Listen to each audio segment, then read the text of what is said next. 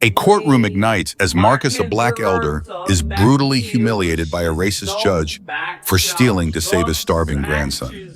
As the gavel looms, his daughter, a fierce black inspector, storms in to crush corruption. Like, subscribe, and hit the bell for more heart-pounding stories. The courtroom was a cauldron of hate, every stare slicing into Marcus Jackson as he stood in the defendant's box, wrists chafed raw by steel cuffs, his tattered jacket hanging like a shroud on his gaunt frame. The charge was petty theft, a loaf of bread and a can of soup snatched from a corner store to keep his 8-year-old grandson Jamal from starving. Marcus's deep brown eyes, carved with decades of toil, darted across the gallery where spectators whispered like vultures circling a corpse. The air reeked of polished wood and bitter judgment, the tension so thick it choked him. He'd promised Jamal a birthday cake tomorrow, a flicker of joy in their bleak world, but that vow now felt like a cruel joke. Judge Richard Harlan, a white man with slick-in-back hair and a sneer that could curdle blood, slouched in his high-back chair, gavel twirling in his manicured hand like a weapon. Jackson Richards' voice boomed, dripping with venom. "You think stealing a few scraps makes you a hero? You're a parasite leeching off decent folks." Marcus's fists, balled knuckles straining against his skin. "It was for my grandson," he said, voice steady but burning. He hadn't eaten in 3 days. Richard's laugh was a jagged blade ripping through the room. 3 days. Don't insult my intelligence. Your kind thrives on lies to dodge justice.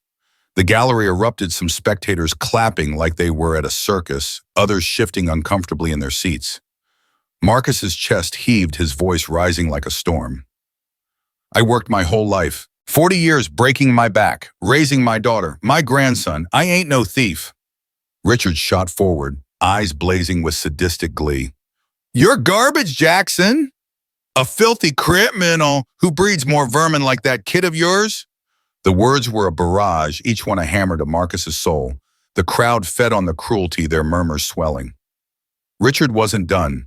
He leaned closer, voice dropping to a vicious hiss. "You're a nobody. Your family's a stain on this city. You belong in a cage where you can't infect anyone else." Marcus's heart thundered, his vision blurring with rage and humiliation. The gallery was a blur of faces, some smirking, others averting their eyes. He forced himself to stay upright, but the weight of Richard's words pressed him down. "You don't know me," Marcus spat, voice shaking but defiant. "You don't know what I've fought for." Richard's grin widened, predatory. "Fought for? You've fought for nothing but handouts. You're a walking failure, Jackson, and this court's done with your excuses." The crowd roared, a wave of hate crashing over Marcus. He felt the room spin, the walls closing in. Richard turned to the gallery, arms spread like a ringmaster. "This man thinks he's a martyr. Shall we show him where scum like him belongs?"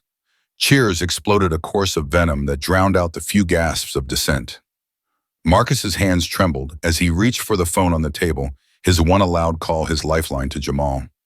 He dialed, each beep a stab to his heart. "Little man," he whispered when Jamal's small, hopeful voice answered. "Grandpa's fighting to get home for your birthday. I love you." Tears burned down his weathered cheeks, carving rivers through the lines of his face. Jamal's voice quivered. "You'll make it, Grandpa, right?" Marcus choked on a sob, gripping the phone like it could anchor him. "I'm trying, son. I'm trying." Richard's gavel crashed like a gunshot, splintering the moment. "Enough of this pathetic charade," he bellowed, face twisted in a sadistic smirk. "You're not fooling anyone, Jackson. You and your worthless clan are a plague on this city." He leaned back, playing to the crowd. "Let's end this farce. Lock him up and throw away the key." The gallery surged, a tidal wave of applause and jeers. Marcus sank against the stand, the phone slipping from his fingers. Jamal's voice fading like a ghost. He was drowning the system, crushing him under its heel. Richard raised his gavel, eyes glinting with triumph, his voice a death knell. "Marcus Jackson, for the crime of theft, I declare you." The word guilty was a breath away when a deafening explosion rocked the room. The courtroom doors blasted open, hinges screaming as they slammed against the walls. The crowd froze, gasps choking the air. Aisha Jackson, Chief Inspector of Justice, stormed in her black suit, sharp as a guillotine, her dark eyes blazing with a fury that could burn the world. The room went deathly still, every soul paralyzed. Marcus's breath caught in his throat. His daughter, forged in the fires of his sacrifices, now a warrior in the flesh. Aisha's heels struck the floor like thunderclaps, each step a declaration of war. She stopped dead center, her gaze locking onto Richard, whose sneer crumbled into a flicker of panic. "Harlan," she roared, her voice a blade slicing through the chaos. "This mockery of justice is finished." Richard's face purpled, veins throbbing in his neck. "You dare disrupt my court," he screamed, but his voice cracked like brittle glass. Aisha stepped forward, unyielding her presence, a storm was swallowing the room. "I dare, Harlan, because I've got proof, 27 cases where you've crushed innocent lives with your racist, gavel black lives, poor lives, people like my father." The courtroom detonated, lawyers, scrambled, spectators surged to their feet, and Richard pounded his gavel, shrieking for order. But Aisha was unstoppable, a force of nature. She slammed a thick stack of documents onto the prosecutor's table, the impact echoing like a war drum. "Your corrupt empire ends today," she hissed, her eyes boring into Richard's. "I'm tearing it down, starting with you." Richard's composure shattered, his hands shaking as he gripped the bench. "You'll pay for this," he spat, but Aisha didn't flinch. She raised a hand, silencing the room with a single gesture. "No, Harlan, you'll pay for every life you've ruined, every lie you've told.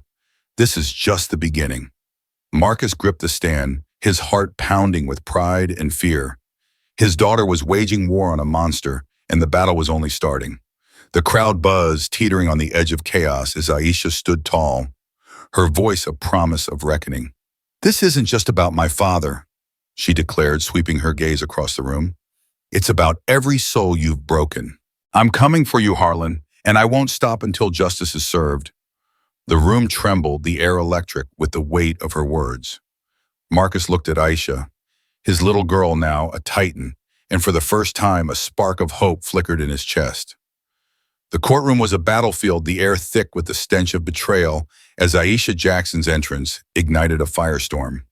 The heavy oak doors still trembled from her explosive arrival, and the crowd was a roiling sea of shouts and gasps, some cheering her defiance, others hurling slurs. Aisha stood unyielding, her black suit, a stark contrast to the chaos, her stack of documents on the prosecutor's table like a loaded gun. Judge Richard Harlan, his face twisted into a snarl, clutched his gavel, his authority fraying with every second. Marcus Jackson, wrists still bound in the defendant's box, stared at his daughter, his heart hammering with equal parts awe and terror. Aisha's voice sliced through the pandemonium, sharp and unrelenting. 27 cases, Harlan," she thundered, slamming her hand on the documents. 27 lives you've shattered with your racist rulings, all caught on record, transcripts, videos, testimonies. Her eyes burned into Richard's, daring him to flinch. "You thought you could bury your corruption. Not anymore." Richard's face flushed a violent red, his composure splintering. "This is my courtroom," he bellowed, smashing his gavel so hard it cracked the bench. "You're a disgrace, barging in with your lies." Bailiff sees her. The bailiff, a hulking figure with sweat beading on his brow, took a hesitant step. But Aisha's security detail, 2 men in crisp suits, hands on their holsters, moved like lightning, forming a wall around her. The crowd sucked in a collective breath, the threat of violence crackling like static. Aisha didn't blink. "Touch me," she hissed, her voice a coiled viper, "and you'll be in handcuffs before sunrise." The bailiff halted, eyes flicking to Richard, who was now shaking with rage. Marcus Ishka gripped the edge of the stand, his cuffs clanking, his voice trapped in his throat. He wanted to warn Aisha Richard was a viper, and vipers strike when cornered, but her fire silenced his fear. Richard leaned over the bench, spit flying as he screamed, "You think you can intimidate me? I've crushed bigger threats than you. You're nothing, a glorified clerk with delusions of power." Aisha's laugh was cold, cutting through the noise like a blade. "Delusions, I've got your own words. Harlan recordings of you mocking black defendants, calling them trash in chambers. I've got witnesses who saw you rig cases for cash." She stepped closer, her voice dropping to a deadly whisper. "Your biggest mistake, targeting my father." The gallery exploded, a cacophony of cheers and curses. Marcus's chest swelled, his daughter's words a lifeline in the storm. Richard pounded his gavel, screaming, "Order, order," but the crowd drowned he out. He turned on Aisha, eyes wild. "You want war? I'll bury you. I'll have your badge. Your job. Your name dragged through the mud." Aisha didn't budge, her gaze unflinching. Too late, Harlan. I've already sent this evidence to the Attorney General's office. Your days of playing God are done. The room lurched into chaos, lawyers leaping up, shouting objections, papers flying. Richard's eyes bulged, a flicker of panic breaking through his fury. He jabbed a finger at the prosecutor, a wiry man frozen in his seat. Do something, he roared. Get her out. The prosecutor stammered, glancing at Aisha's documents, then at her armed escorts, and stayed rooted. Aisha seized the opening, turning to the crowd, her voice rising like a tidal wave. This isn't one man's crime, she declared. It's a system built to break people, like my father, Black. Poor defenseless. Harlan's just the face of it, and I'm tearing it apart. The crowd surged, some chanting, justice now, while others screamed insults. Marcus felt a spark of hope, but Richard's next move sent ice through his veins. The judge shot to his feet, slamming both fists on the bench. You're done, he shrieked. I'm calling a mistrial, and I'm charging you with obstruction. He gestured wildly at the bailiff, who edged closer to Aisha. Her security team tensed, one whispering into an earpiece, ready for a fight. Aisha raised a hand, stopping them, and faced Richard head-on. A mistrial won't save you, she said, her voice steel. I've filed an emergency motion to suspend you. Harlan, the Judicial Oversight Board's reviewing it right now. Richard's jaw dropped, his face paling to a ghostly white. You're bluffing, he spat, but his voice wavered. Aisha's smile was a predator's. Check your phone. They're calling you as we speak. As if on cue, a clerk burst through a side door, clutching a ringing phone, her face pale. Judge Harlan. She gasped. The Oversight Board, they're ordering a halt to this trial. Richard staggered, the gavel slipping from his hand, clattering to the floor like a death knell. The room fell silent, the weight of his fall crashing down. Aisha stepped forward, her voice ablaze.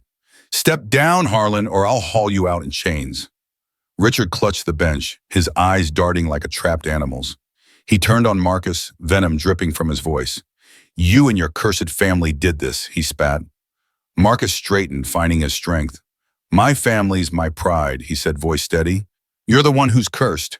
Richard's face contorted, and he lunged for the gavel, raising it like a club. I'll end this myself, he screamed, but Aisha was faster. She slammed her hand on the bench, the sound echoing like a gunshot. Enough, she roared. You're finished. The crowd was a volcano, now erupting in cheers and jeers. Richard collapsed into his chair, trembling, his empire in ruins. Aisha turned to the bailiff, her voice unwavering. Unlock my father. He's leaving with me. The bailiff hesitated, then moved to Marcus' keys, shaking in his hand. Richard's voice was a desperate croak. He's a criminal. You can't. But Aisha's glare silenced him. The cuffs fell from Marcus's wrists, the metal clanging to the floor. He rubbed his raw skin eyes locked on Aisha, who gave him a fierce nod. The room was a tempest, but Marcus felt a flicker of freedom. Aisha faced the crowd, her voice ringing. This is just the start. We're taking back justice case by case. Richard's eyes burned with hate, a promise of retaliation.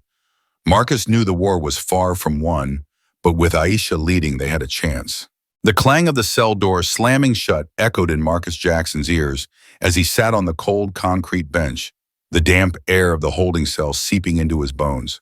His wrists, raw from the cuffs now removed, ached as he rubbed them, but the real pain was deeper. Shame, fear, and the gnawing worry for Jamal, his grandson alone at home with no one to care for him. The courtroom chaos still burned in his mind, Aisha's blazing entrance, Richard Harlan's crumbling empire, the crowd's roars. But here in the dim flicker of a single bulb, reality was a heavy chain. Marcus leaned against the wall, his weathered face etched with memories. He saw Aisha as a child, her tiny hand in his, as they walked through a world that never gave them a fair shake. He'd worked double shifts at the factory, back breaking under the weight of machines and prejudice, to give her a shot at something better. And she'd done it, Chief Inspector of Justice, a title that still felt like a dream. But now that dream was a target, and Marcus knew men like Harlan didn't fall without dragging others down. A distant clang snapped him back, a guard's boots on the metal floor. Jackson the guard barked, a young white man with a scowl. You got 10 minutes to sit tight, then you're out. Marcus nodded, too tired to ask questions. Out, we're back to court.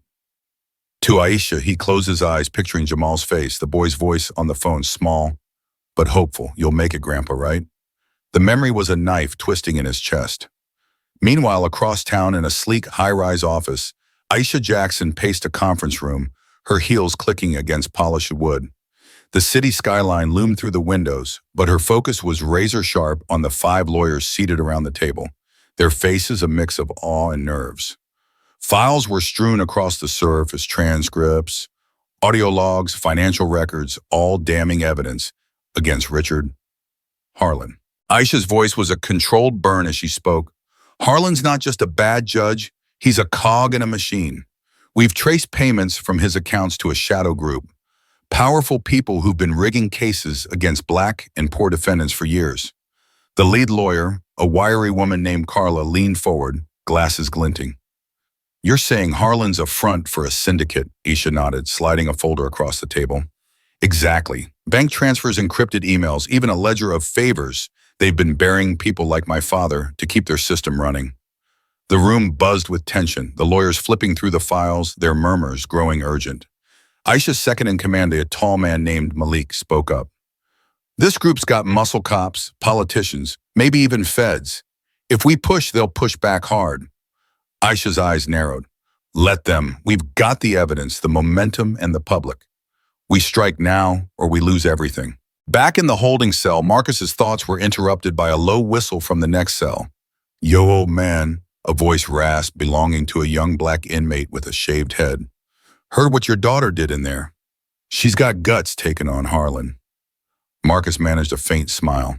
She's always had fire. The inmate chuckled. Good, because Harlan's got friends, mean ones. You better watch your back. The words landed like a punch and Marcus's smile faded. He knew the truth in them. Men like Harlan didn't just have power. They had claws, and they'd dig in deep. In the conference room, Aisha's phone buzzed, breaking the tense discussion. She glanced at the screen, a text from an unknown number. Drop the case or the old man pays. Her blood ran cold, but she kept her face stone, slipping the phone into her pocket. Carla noticed, raising an eyebrow. Trouble. Aisha shook her head, voice steady. Just noise. We keep moving. But inside, her mind raced. They were already targeting Marcus, and she wasn't there to protect him. She turned to Malik. Get a team to the detention center. I want eyes on my father now. Malik nodded, stepping out to make the call. Aisha faced the lawyers, her voice harder. We're not just fighting Harlan, we're dismantling his entire network. Start drafting motions to reopen every case he's touched. We go public tomorrow. The lawyer scrambled into action, but Aisha's thoughts were on Marcus trapped in that cell and Jamal waiting at home. She'd promised to bring her father back for his birthday, and failure wasn't an option. Back at the detention center, the guard returned, keys jangling. Jackson, move it. You're being transferred. Marcus stood, heart lurching. Transferred where? The guard shrugged, unlocking the cell. Orders came down, some big shots pulling strings. Marcus's stomach twisted. Aisha's doing? Or Harlan's? He followed the guard down a dim corridor, the inmate's warning ringing in his ears. As they passed a shadowed corner, a sudden movement caught Marcus's eye. A figure in a guard's uniform, face obscured, slipping a note under a door. Marcus froze, but the guard yanked him forward. Keep moving. The corridor stretched on each step, heavier than air, growing thicker with dread. At the conference room, Aisha's phone buzzed again. Another text. You can't protect him forever. Her jaw clenched, fury rising. She dialed her security team, barking orders. Lock down the detention center. No one in or out until my father's safe. Hanging up, she turned to the lawyers, her voice a blade. We're out of time. Harlan's people are moving and they're not playing games. Carla looked up, alarmed. What's happening? Aisha's eyes burned. They're coming for my family, but they're about to learn I hit harder. The room fell silent, the weight of her words sinking in. Aisha grabbed her coat, striding for the door. Meeting's over. We take this fight to the streets. As she stepped into the elevator, her phone lit up with a call from her team at the detention center. Ma'am, a panicked voice crackled. We've got a problem. Someone's trying to move your father unauthorized. Aisha's heart stopped to her fingers, slamming the elevator's ground floor button. Stop them, she shouted. I'm on my way. The doors closed, the hum of the elevator deafening in the silence. Marcus, now being led through a back exit of the detention center, felt the guard's grip tighten. The night air hit his face as they stepped outside a black van idling in the shadows. Get in, the guard growled, shoving him forward. Marcus's pulse raced. Something was wrong. He planted his feet, turning to face the guard. "Where's my daughter?" The guard's eyes narrowed, hand moving to his baton. "You don't ask questions, old man."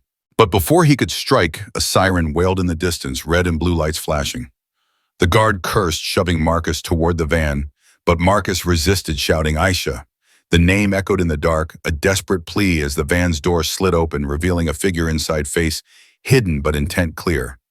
The fight was far from over, and Marcus was caught in its jaws.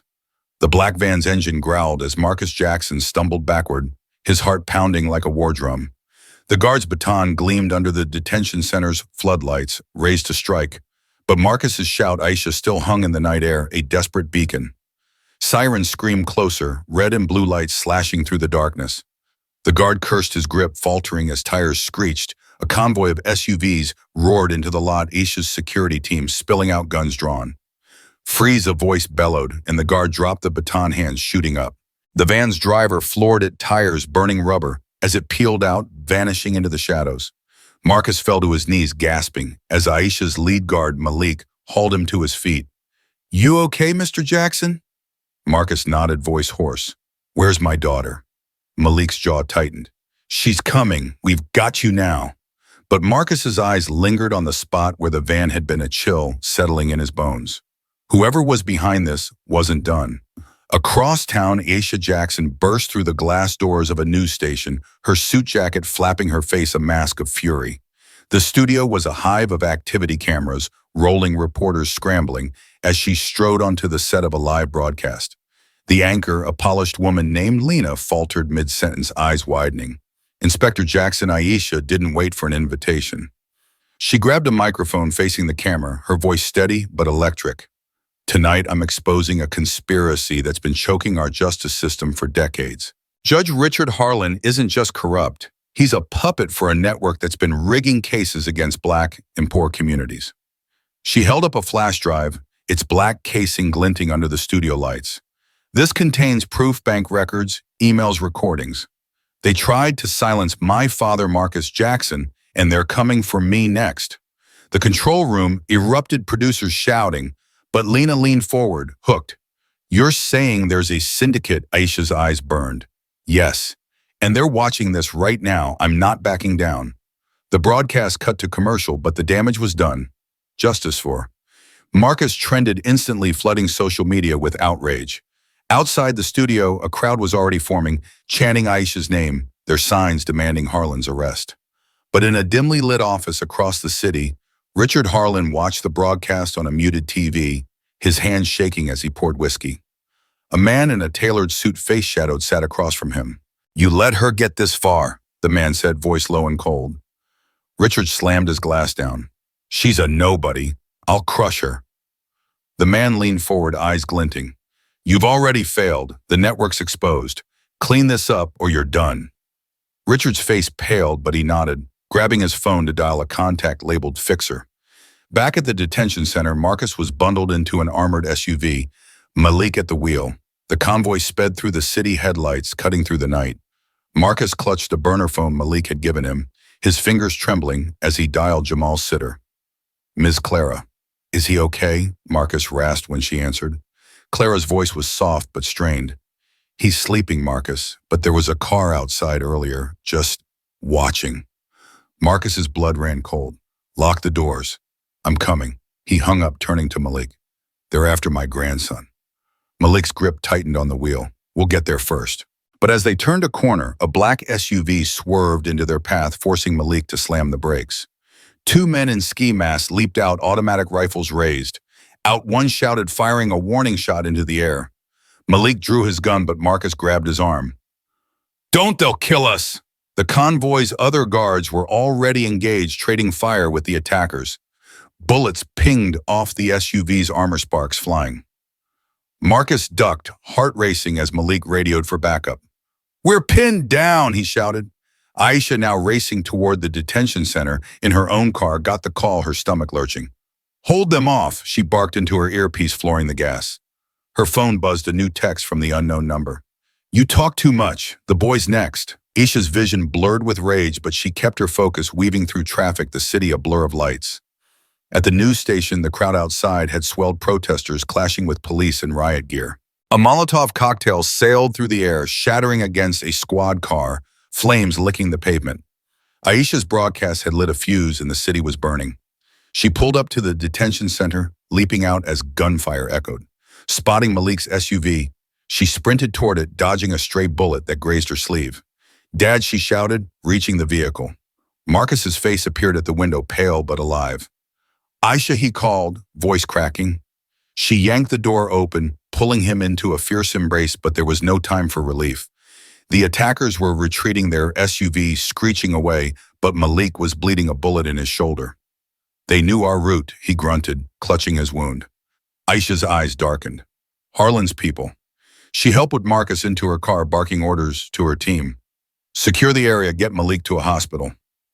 As they sped toward Jamal's safe house, Aisha's phone rang again, an unknown caller. She answered, voice ice. "What do you want?" A distorted voice crackled through. "Drop the case, Inspector, or the kid doesn't see his 9th birthday." Aisha's grip tightened, knuckles white.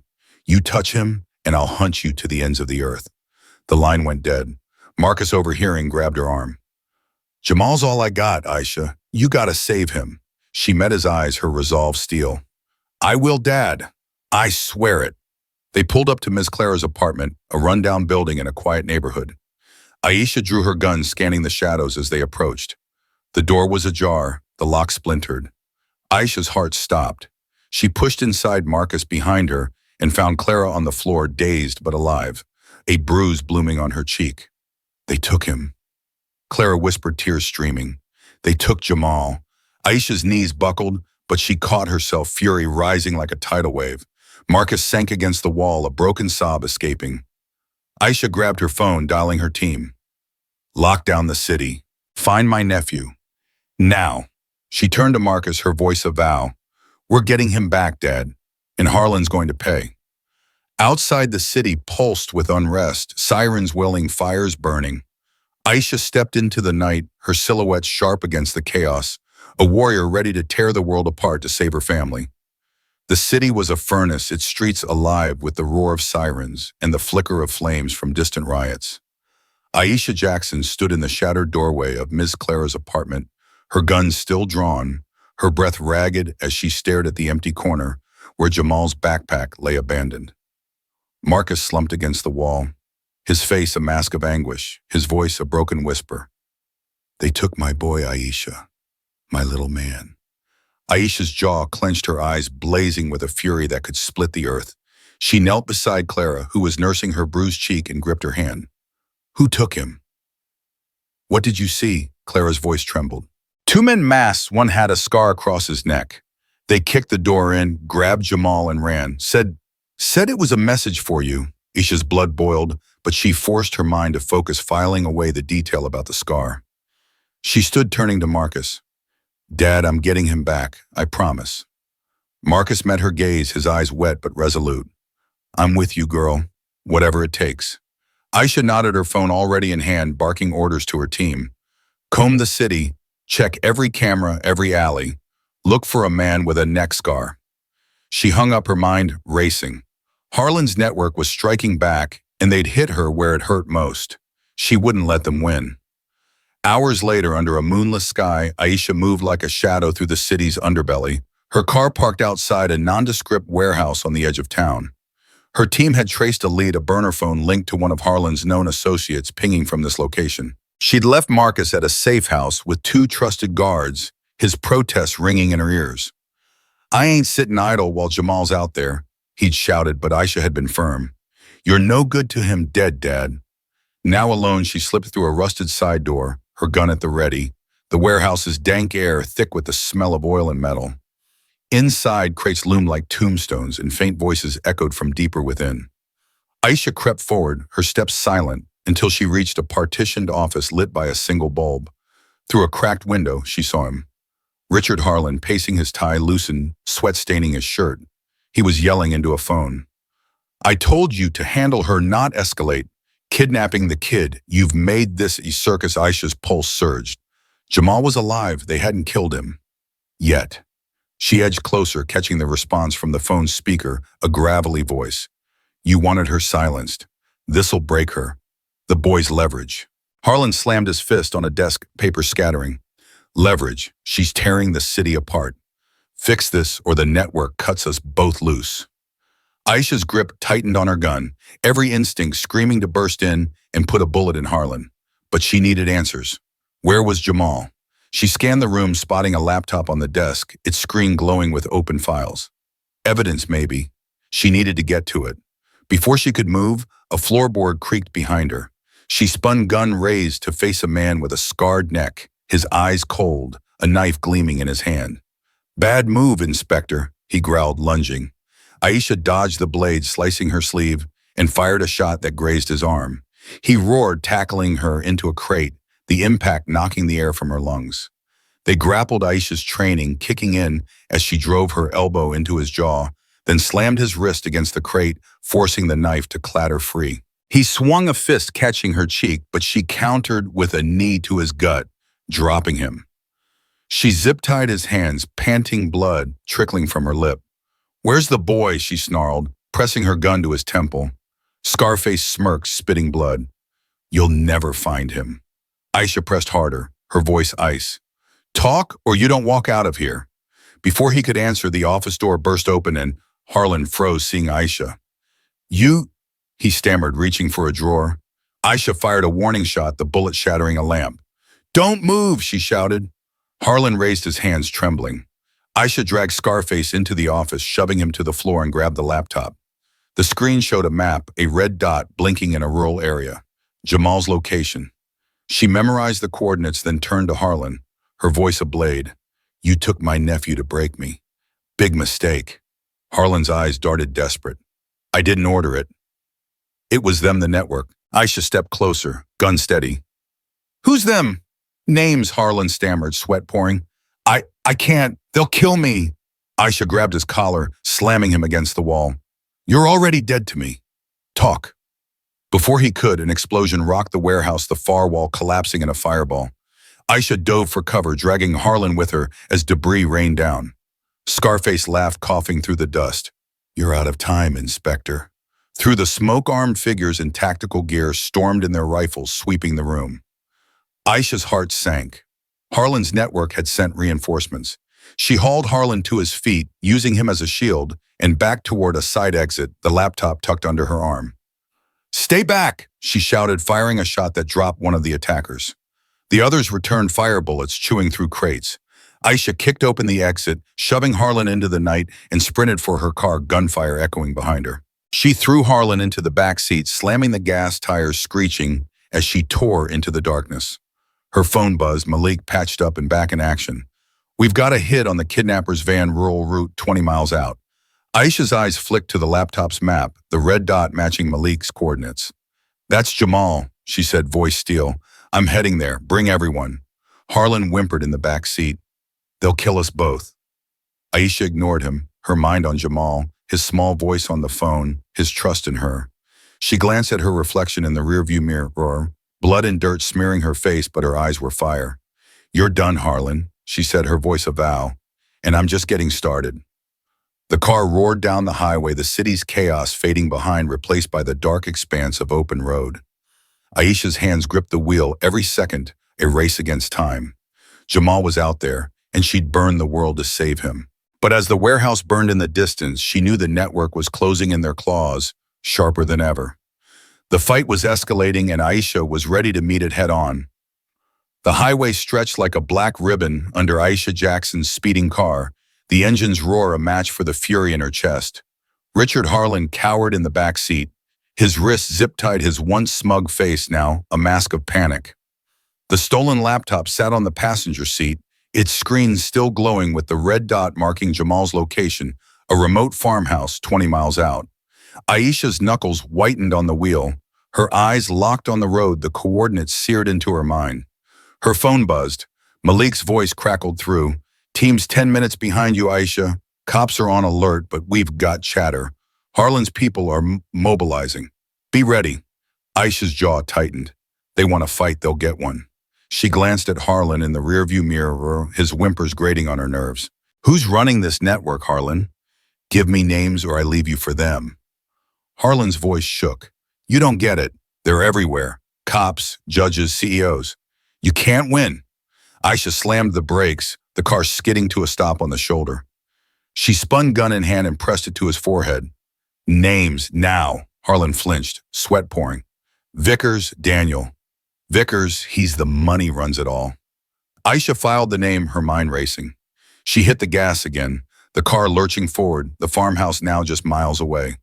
The rural road was dark, flanked by dense woods, the air heavy with the threat of ambush.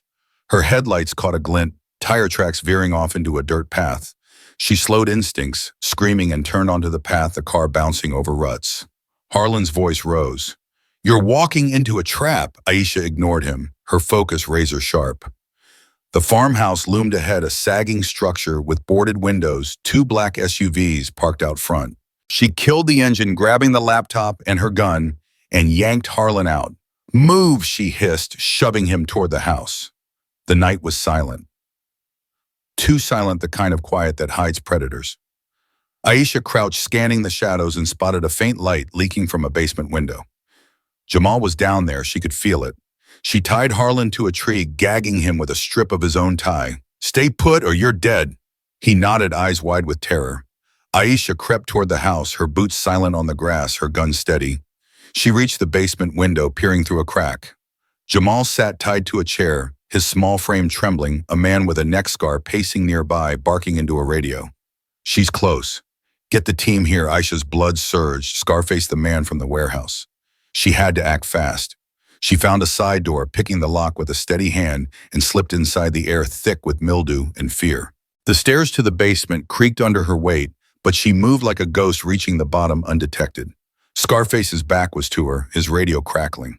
Aisha lunged, slamming her gun's butt into his skull. He crumpled out cold. Jamal's eyes widened, a muffled cry escaping his gag. Aisha rushed to him, cutting his ropes, pulling him into her arms. I'm here, baby, she whispered, her voice cracking. You're safe. Jamal clung to her, sobbing. Grandpa Aisha's heart twisted. He's waiting for you. She scooped him up, turning to leave, but headlights flooded the windows, more SUVs, at least 3, screeching into the yard. Boots hit the ground, voices shouting. Aisha cursed, grabbing Scarface's radio and listening. She's in the house. Take her out. She dragged Scarface's body to block the basement door, buying time, and carried Jamal to a corner, hiding behind a stack of crates. Stay down, she whispered, kissing his forehead. She checked her gun, 6 rounds left. The door rattled, then splintered as men in tactical gear stormed in. Aisha fired, dropping the first man, then ducked as bullets tore through the crates. Splinters flew, Jamal whimpering beside her. She returned fire, her shots precise, but they were outnumbered. The radio crackled again. Vickers wants her alive for now. Aisha's mind locked onto the name Daniel Vickers, the network's kingpin. She had to get Jamal out, but the basement was a kill zone. Then a new sound, sirens, distant but closing fast. Malik's team. Hope flared, but the attackers pressed harder, one tossing a flashbang. Aisha shielded Jamal, the blast ringing in her ears, her vision blurring. She fired blindly, hearing a scream, and grabbed Jamal, sprinting for the stairs. Bullets grazed her arm, blood soaking her sleeve, but she pushed through, kicking the door open. Outside, chaos reigned. Malik's team had arrived, trading fire with the attackers. Aisha dove behind an SUV. Jamal clutched tight and spotted Malik, his shoulder bandaged, but gun blazing. Get the kid out, he shouted, tossing her his keys.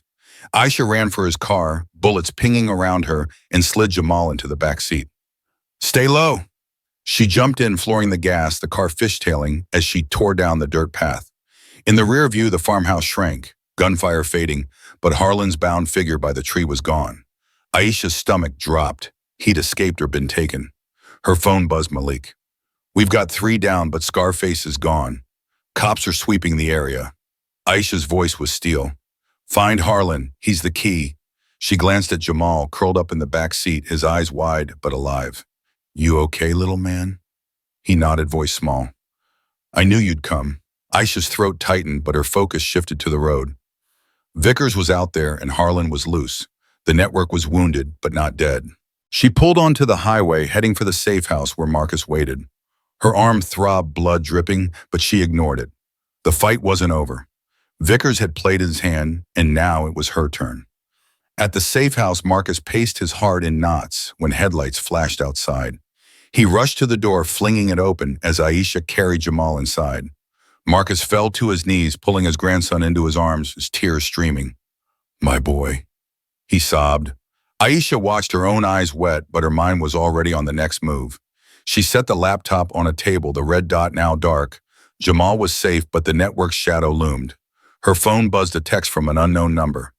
"You got lucky. Next time you won't." Aisha deleted it, her resolve hardening. She looked at Marcus and Jamal, their embrace a reminder of why she fought. "Rest, Dad," she said, voice firm. "Tomorrow we end this." Outside, the city burned its unrest, a mirror of her own fire.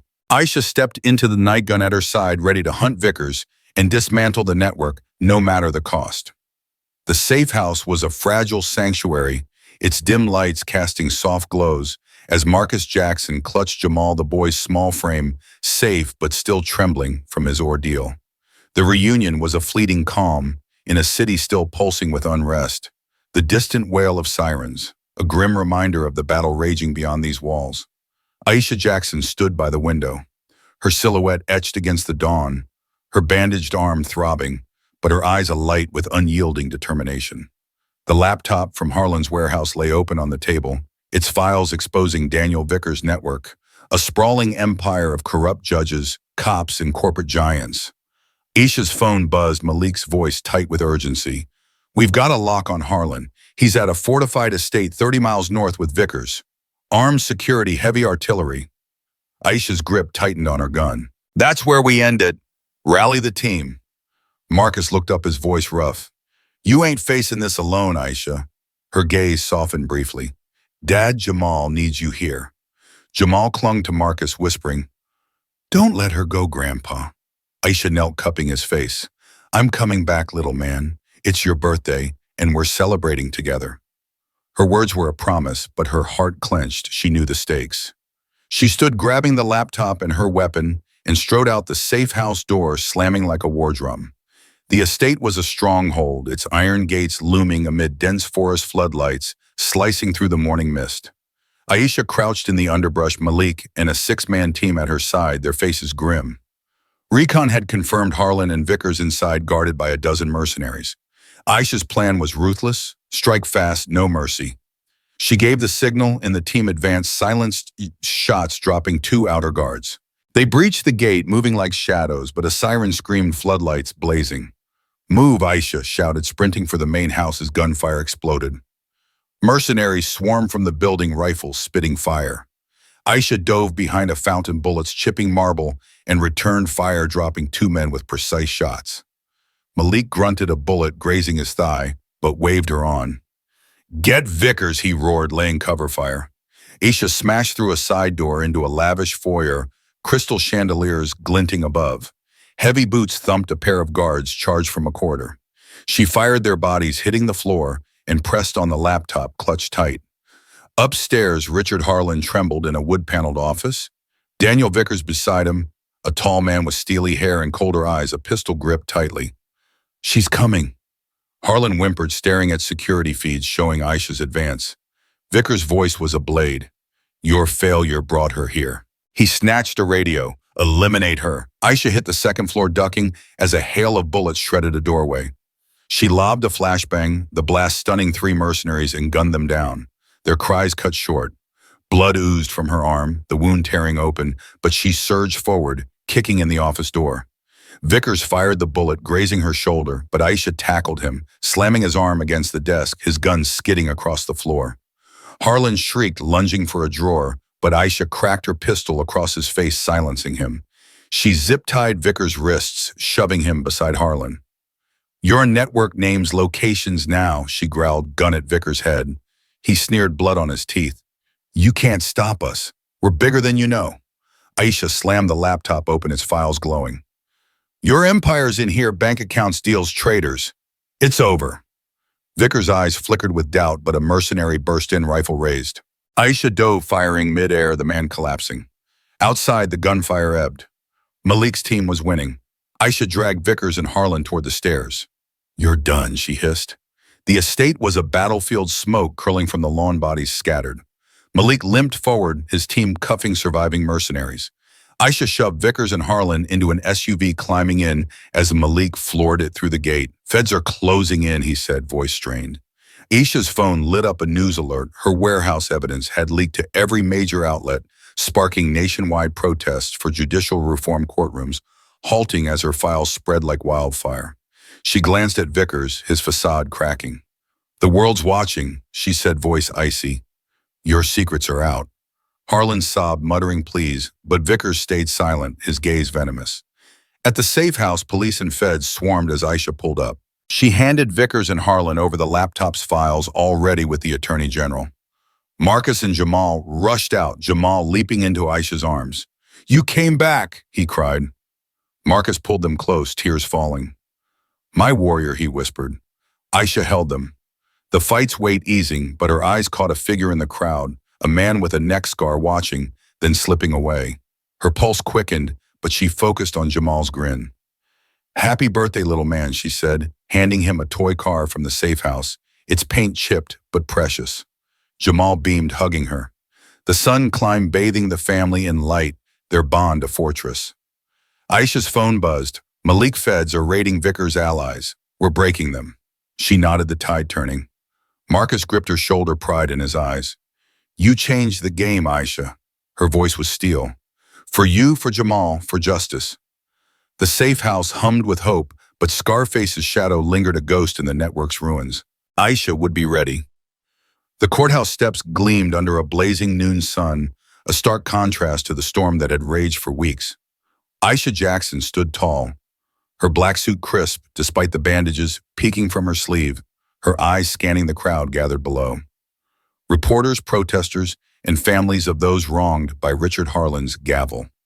Marcus Jackson stood beside her, his weathered face lifted with quiet pride, Jamal's small hand clasped in his, the boy's toy car tucked in his pocket. The city had calmed its riots, fading as Aisha's evidence rippled across the nation, forcing courtrooms to halt and investigations to surge. Today was the final reckoning. Harlan and Daniel Vickers' trial, a spectacle that would seal their fate. Inside the courtroom, the air was electric. Every seat filled the gallery, buzzing with anticipation. Aisha took her place at the prosecution's table, her laptop's files now public record, their contents, damning bank transfers, recorded bribes, and Vickers' ledger of rigged cases.